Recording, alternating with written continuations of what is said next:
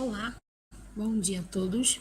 Eu sou Gisele Domiciano, está com vocês sobre um assunto muito importante sobre a oralidade, a leitura e a escrita na unidade escolar, visando os gêneros textuais e a participação da ludicidade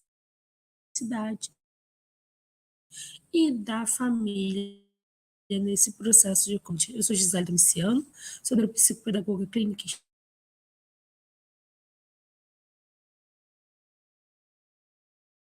Eu sou uma mulher branca, de 1,65 m, com cabelos encaracolados na altura do ombro, tenho um rosto arredondado, uso óculos de armação vermelha, tenho olhos castanhos amendoados, tenho um lábio que abre um sorriso nesse momento para receber vocês, e o meu sinal em Libras é um puxadinho no canto direito do rosto. Então, a gente vai passar os próximos 20 minutos conversando um pouquinho sobre esse processo. O que é a alfabetização? Onde começa a alfabetização? A alfabetização ela já inicia-se no maternal, quando eu rasgo, quando eu pico, quando eu corto, quando eu ensino a criança a usar a tesoura, quando eu ensino a criança a ler os letreiros dos ambientes que eu passo, os outdoors. Então, todo esse processo de construção ele é considerado uma perspectiva que transcende os processos de codificação e decodificação dos símbolos, ou seja, das letras, dos números e das pontuações que eu sinalizo ao decorrer do dia para essa criança. Então, através desse ensino-aprendizagem, onde eu mesclo a leitura oral, que é aquela que eu vejo e leio para minha criança, eu mesclo com a escrita, porque eu ensino a ela as letrinhas de mãozinhas dadas para que ela possa entender como ela vai se desenvolver, se transformando em leitores proficientes e autônomos, sendo que deve ser um dos objetivos mais acentuados nas creches e pré-escolas. Então, qual é a participação da família dentro desse processo? Qual é a participação dos pais estarem ali na rotina da criança, qual é a participação do responsável, observando os cadernos, observando os comportamentos, entendendo as emoções das crianças, como elas lidam com esse ambiente, como elas agem quando retornam da escola, qual a importância de se trocar. Então, essa oficina que está sendo organizada aqui no Frei Leopoldo, ela visa todo esse processo que vai da comunicação oral escrita até as habilidades matemáticas. Então, na sequência desses vídeos, vocês receberão mais 2 vídeos com esses 2 conceitos. Então, visando esses conceitos que são indispensáveis para a inserção do indivíduo nas práticas sociais, a gente vai iniciar do ponto da alfabetização, porque a alfabetização, segundo a BNCC, ela vai até o 3º ano do ensino fundamental, e ela vai ser consolidada, ela vai entrar no seu ponto de culminância ali entre o 4º ano, onde que a leitura precisa ser mais fluida, a leitura pode ser mais plena, mais dedicada, onde a criança para, respira e consegue entender as pontuações e entonações a serem executadas ao longo do texto. Nesse sentido, para a formação de cidadãos letrados, entende-se que é necessário o desenvolvimento das habilidades de leitura e escrita desde a fase bem pequenininho, para que ele consiga entender que esse mundo de possibilidades existem palavras que transformam em emoções. Por exemplo, na imagem, nós temos um círculo com várias imagens: chapéu, foguete, avião, balão, mundo, lupa, lua, estrela, trevo e um livro. Então, todo esse processo de construções tem letra inicial, tem letra final, tem tio, tem entonação, tem ditongo, tem tritongo, tem hiato, tem contraconsonantal, tem contravocálico. Então, são os pequenos detalhes que se consolida esse processo. Mas e aí? Onde entra as questões das observações? E eu trago uma reflexão nesse slide. Quais das imagens estão invertidas? Tempo. Todas. Mas assim, Gisele, qual é o objetivo de mostrar que todas as imagens estão invertidas? A ideia é que a gente tenha atenção, porque às vezes passa desapercebido e o óbvio precisa ser dito em alguns determinados momentos. Por quê? A maçã da Apple, ela é para a direita, o Twitter é para a direita, o Volkswagen está espelhado, seria o contrário. Eu viraria do norte para o sul ou do sul para o norte. Então, esses conceitos de lateralidade direita e esquerda, espelhamento, observação, detalhes tão importantes para nós dois como para a criança. Uma letra de música, sim. Vamos conversar sobre a importância da música para o cérebro. Então, quando eu olho essa demanda e essa necessidade da criança se desenvolver com outras habilidades específicas, eu preciso entender que isso são pré-requisitos para a leitura e para a escrita. E dentro desse processo, eu trago um livro, Crianças, ao meu canto direito, mostrando que o conteúdo da literatura ela vem ao longo do processo e vem sendo desmistificado porque a criança começa a ler a partir do momento que ela entra em contato com imagens e ela começa essa construção de informações para que as letras se organizem e saiam do papel. Ela consiga verbalizar, ela consiga oralizar e demonstrar o conteúdo que ela aprendeu. Então, mediante esse processo, eu tenho que as diretrizes curriculares dedicadas à educação infantil, estabelecidas em 2010, ela tem mostrado o quanto são prioritárias discussões de como orientar o trabalho em conjunto com a criança. Então, já inicia-se na creche, onde eu asseguro as práticas junto às crianças de 4 a 5 anos, que prevejam formas de garantir a continuidade do processo. Então, esse curso que a gente está fazendo aqui, de montar materiais, que vocês estão recebendo essa palestra, que é o início do processo para a gente construir materiais, ela se dá com a visibilidade da continuidade do processo de aprendizagem e de desenvolvimento da criança, iniciando-se pela educação infantil e indo até o 5º ano, que a nossa conversa vai começar na base, o que o EI é importante, o que o EF é importante, o que o F2 é importante. Então, a gente vai construindo uma escada de degrau por degrau, que é assim o ensino básico. Então, sem antecipar conteúdos que serão trabalhados no ensino fundamental. Então, a educação infantil é a base, é a formação da casa, é a fundação daquele ambiente para que aquele ambiente cresça seguro e saudável. E dentro desse processo, quais práticas pedagógicas precisam ser iniciadas na educação infantil? As práticas compõem uma proposta curricular com eixos que norteiam a base do brincar. Então, por que brincar é legal e importante? Porque o brincar promove o conhecimento de si e do mundo por meio de ampliação de experiências sensoriais, expressivas, corporais que possibilitem a movimentação ampla, a expressão da individualidade e o respeito pelos ritmos e desejos da criança. Ela favorece a imersão das crianças nas diferentes linguagens e o progressivo domínio por elas e vários gêneros e formas de expressão, seja gestual, verbal, plástica, dramática e musical. Ou seja, ensina a criança a externalizar as suas emoções, a entender que a vida é uma arte e não, sim, a televisão. No canto inferior esquerda, eu tenho livros. Por quê? Os livros possibilitam diversas experiências, elas disponibilizam narrativas, apreciação, ainda mais numa geração onde só se vê os eletrônicos, só se usam os aplicativos de conteúdo não didático, dentre eles as redes sociais, e não tem as leituras elásticas, aquela construção do gibi, aquela construção dos livros, aquela narrativa de eu tirar a imagem e transformar ela num desenho, e toda aquela construção e envolver esse indivíduo para que ele transforme essa interação do diálogo com vocês responsáveis mais afetuosa, mais descritiva, mais incentivadora. E dessa forma, eu transformo essa interação com a linguagem oral e escrita um convívio diferente, com os gêneros textuais, orais e escritos. É importante que elas também recriem em contextos significativos as relações, a quantidade, as medidas, as formas, as orientações, os espaços temporais. Como assim, Gisele? A ida ao mercado é um espaço temporal.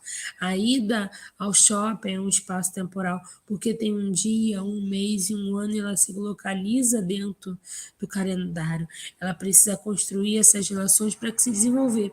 E dessa forma, a gente vai ampliar. Então, na sequência desse slide, eu tenho uma criação de passo a passo até chegar ao relacionamento.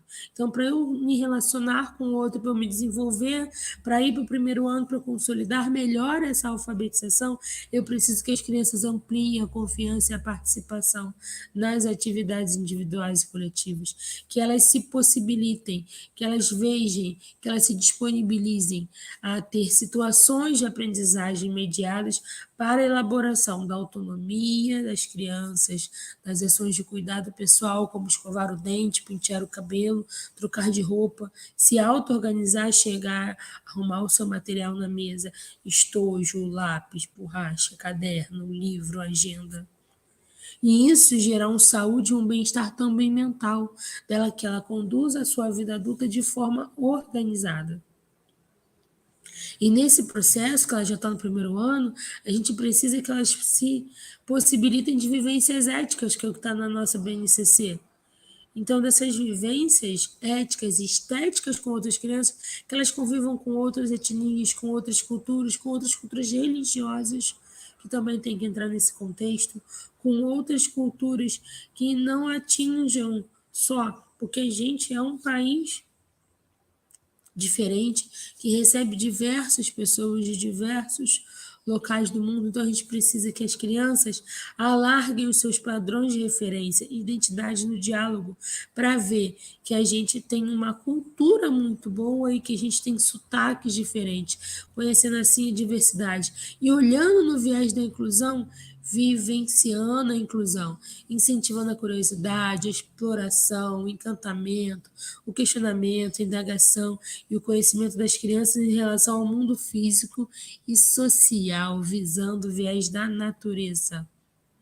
Além de que é necessário promover o relacionamento e a interação das crianças com a diversidade da música, da arte, da grafia, do cinema, da fotografia, da dança, do teatro, da poesia e da literatura, que dentro da unidade escolar, os projetos desenvolvidos pela direção, coordenação e professores são fundamentais. Daí a importância da frequência na sala de aula, da frequência na unidade escolar, da participação da família, da comunidade toda, que todos somos uma comunidade, a gente vive em sociedade, da participação no ambiente da escola.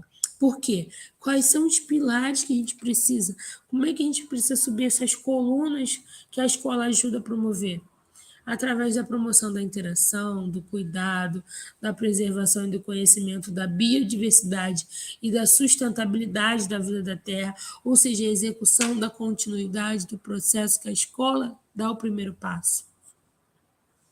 Proporcionar interação e o conhecimento pelas crianças das manifestações e tradições, se trocar e conversar, e explicar e explorar, não deixar só a criança nas redes sociais, de possibilitar a utilização de todo esse processo que é que a escola faz, esse processo midiático, o uso de recursos tecnológicos, do computador, do data show. Quais são os nossos referenciais como escola, como professora? Eu sou professora de ciências antes de ser especialista. Os nossos referenciais promovem experiências significativas na aprendizagem, porque sem afeto, sem sorriso, sem amor, sem esse carinho, não há uma consolidação da aprendizagem. E por meio desse trabalho de ampliação relacionada ao desenvolvimento gradativo das capacidades associadas às 4 competências básicas que temos, que é o falar, o escutar, o ler e o escrever. Então, eu preciso trabalhar essas competências para que eu tenha uma criança no ensino fundamental saudável, que ela consiga entender e participar desse processo. Ler uma história para as crianças que estará trabalhando não só a leitura, também a fala e a escuta. Então, qual a importância de pegar um livro didático, de uma revista, de um jornal e apontar com a sua criança no dia de domingo, se for o seu dia de folga, e outro dia de folga, trabalhar os letreiros, os outdoors e ir buscando alternativas e trabalhando essa participação da leitura e da construção do saber. Tudo são construções, porque tudo que organiza é fluido. Então, não espere precisar que a criança já saiba ler. Espere o momento certo que você olhe uma informação no letreiro de ônibus e diga: qual a palavrinha que está ali? Qual é o nosso destino? Qual é o número do ônibus que a gente vai pegar? Qual é o endereço que nós vamos? Qual é o local que nós estamos indo visitar? Se estiver colocando no GPS, se estiver buscando na internet, ensine a sua criança a digitar o endereço que você quer. Mostre a hora no relógio digital, mostre a hora no relógio de ponteiro. Isso são referenciais que estão dentro do processo curricular e são coisas simples que nós conseguimos fazer, mas são coisas que a criança ainda não consegue alcançar muitas das vezes. E essa atividade, esse percurso tem que ser trabalhado olhando a percepção de espaço, equilíbrio, a coordenação motora, direita, esquerda, que é a noção de lateralidade, para cima, para baixo, trabalhando os pontos cardeais para que ela consiga se orientar dentro do espaço, porque são possibilidades de aprender.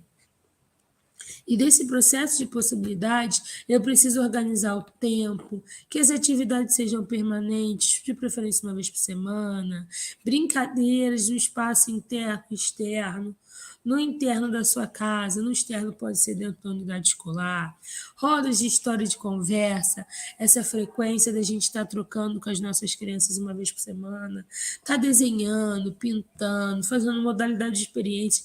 Na sequência, a gente vai ter outros 2 vídeos explicando alguns conteúdos que foram trabalhados nessa oficina, porque ela precisa entender que o corpinho dela é a casa dela. E ela aprendendo, ela vai ajudar outras pessoas quando ela for mais velha. Então, eu tenho que lembrar que o meu filho vai crescer, que ele vai se desenvolver, que ele vai para o mundo, que ele vai conquistar outras etapas. E dentro desse processo eu trago 3 pensadores fundamentais e são já bem recentes para que a gente consiga observar esse outro lado. Leffa fala que a leitura não é uma atribuição nem extração de significado, mas um resultado da interação adequada entre os dados do texto e o conhecimento prévio do leitor. Souza diz que ler e escrever são competências básicas e essenciais, direitos de todo e qualquer indivíduo que vive em sociedade letrada. Kleiman diz que é um conjunto de práticas sociais que usam a escrita enquanto sistema simbólico e enquanto a tecnologia em contextos específicos para objetivos específicos. Então, dentro desse contexto de Kleiman, nós vamos entender, olha quantos aplicativos diferentes existem na Play Store para trabalhar a forma de alfabetização através da tecnologia assistiva. No primeiro quadro, a gente vai localizar as palavras que tem dentro do ambiente. Ó, flor. Depois vai vir elefante. E ele vai sinalizando qual palavrinha ele vai formar. Então a criança vê a imagem e procura o símbolo. No segundo, no canto direito, eu tenho que completar a palavra casa, eu tenho que completar a palavra dado, eu tenho que completar a palavra apito. Então eu estou indo na sílaba final, eu estou indo na consoante ou na vogal final.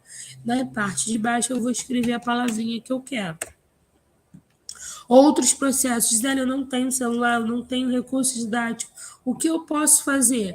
Olha só, uma pescaria do peixinho, pega o clipe, o lápis e bota na pontinha, fura o papelão, é uma caixa de ovo para fazer a construção da relação da imagem com o nome. A mesma coisa na parte de cima. Eu estou pegando pilhas antigas, eu estou pegando garrafinhas antigas e estou botando rótulos para a criança com fita adesiva transparente. Na parte superior ainda, no centro, eu tenho a relação das sílabas iniciais com com a fixação da sílaba final, eu tenho um alfabeto para completar, eu tenho tampinhas para escrever. Então, são construções que eu consigo fazer em casa com material reciclado para fazer um atendimento especial, diferente, colorido, com emoção. Então, para falar de letramento, eu trago as referências curriculares nacionais, que é a construção do discurso oral com o discurso escrito, principalmente nos meios urbanos, como eu falei, nos outdoors, nos livros, jornais, embalagem, cartazes, porque o livro é um mundo de possibilidades, mas a leitura está em todo o processo, a matemática está em todo o processo. Se eu for no supermercado, eu tenho os preços, eu tenho as contas, eu tenho as notinhas, eu tenho todos os processos de intercâmbio de informação.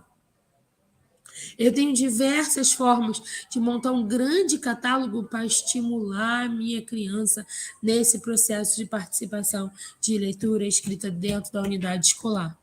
Então, por que ser lúdico é importante? Porque Camargo fala que ler é divertido, que a educação infantil, a educação básica, vai muito além e vai até o 5º ano, toda a consolidação da educação infantil. As práticas da leitura e escrita proporcionam experiências lúdicas e permitem com que ele se desenvolva. O professor pode realizar ludicidade, respeitando a faixa etária de cada criança, utilizando músicas, jogos orais, cantigas de roda, poesias, rimas, paralendas, trava-línguas, o intuito de promover o desenvolvimento da consciência fonológica.